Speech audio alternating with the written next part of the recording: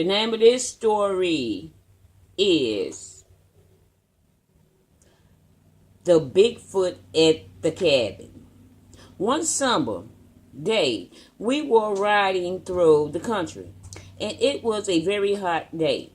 So we decided to go for a swim. We were already in the country and near Uncle Buck's cabin, where he had a big lake. So we called him from the cell phone and asked him could we come over for a swim. And he said, of course, we could. But to be careful because he has been hearing strange sounds lately around the lake and the cabin. And he told them where to find the key to the cabin in case they needed it.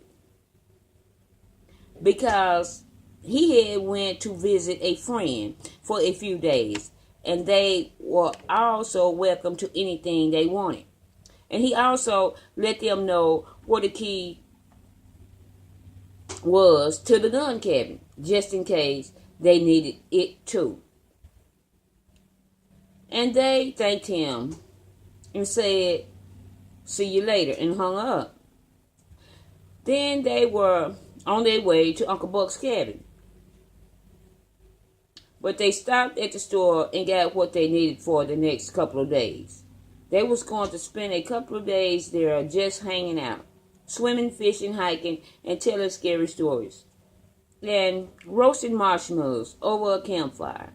Yeah, this was going to be fun. And it was Leroy, Sonia, June, and Rich.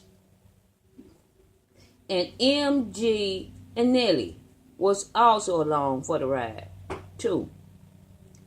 And they had acres and acres to roam, and it was a beautiful place. When they got there, they looked around and they saw these strange, huge footprints. And they looked kind of human, but really large. I know most of the guys here wore a size 12, and this print was at least 2 sizes bigger. And the print was at the edge of the woods.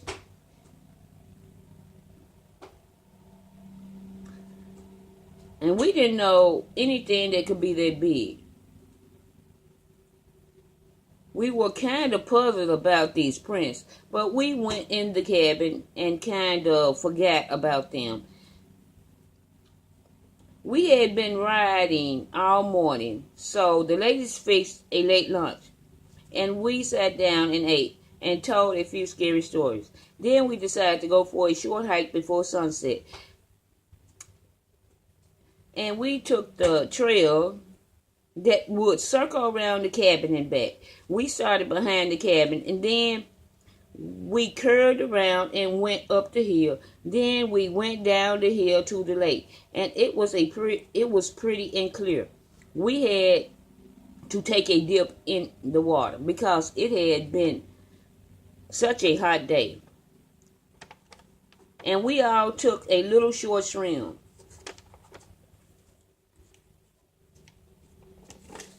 We all heard a high-pitched whistle. We mean this was really the loudest, longest whistle that we have ever heard. And it was on the far backside of the lake. We heard another whistle on the other side of the lake. And we got out of the water after the second whistle. We asked each other, what in the world was that? We didn't know. Then suddenly there was these wood knocks. Well, we heard the first whistle, and this sounded like something or someone was beating on a large tree. Then there it was again, but on the other side of the lake this time. Like whatever this was playing a game. We didn't know what to think. So we started back to the cabin at a nice pace. We didn't bring not one gun with us because we didn't think that we would need one. When we made it back to the cabin, we heard something huge crashing through the trees at a rapid speed. We couldn't see what it was, but it made a hell of a pass through these not so small trees that was now broken. And this thing, whatever it was, sounded massive. We were looking out the windows and all around the cabin, but we didn't see a thing. So we all tried to calm down and figure out what this was, because it was on 2 feet and heavy. So we figured that it had to be a bear that was running through the trees. But those sounds, we don't know what they could have been, because we never heard such a long, loud whistle in our life. And we knew that it wasn't a bear that made those whistles or the wood knocks. Maybe it was someone playing a joke, blowing a whistle and knocking on things. But it couldn't be, because this was private property and no one was allowed on it.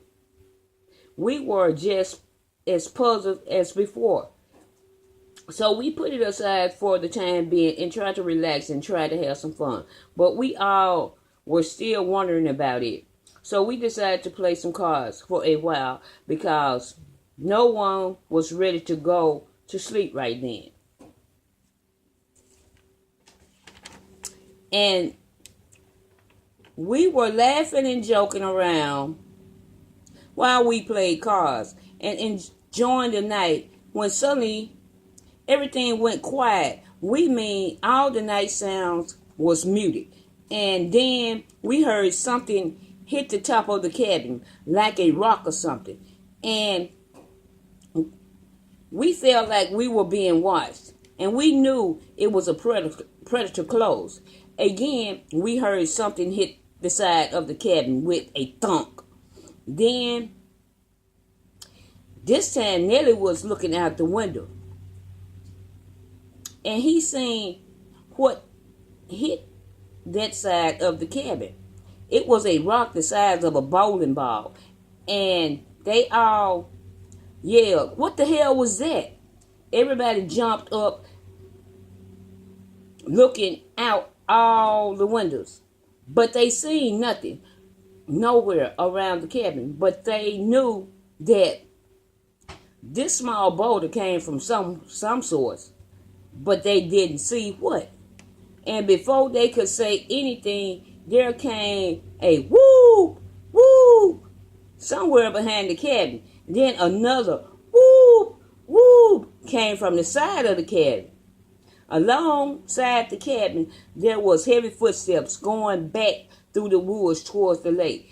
The throwing stopped after these woo, woo sounds, and then we seen something about 9 feet tall going up the trail we had taken earlier, where we first heard the sound. And it had really wide, broad shoulders and powerful looking legs. It was brownish in color, and its eyes had a orangish glow to them. And we watched it as it made its way through the trail, and it was taking down everything in its way.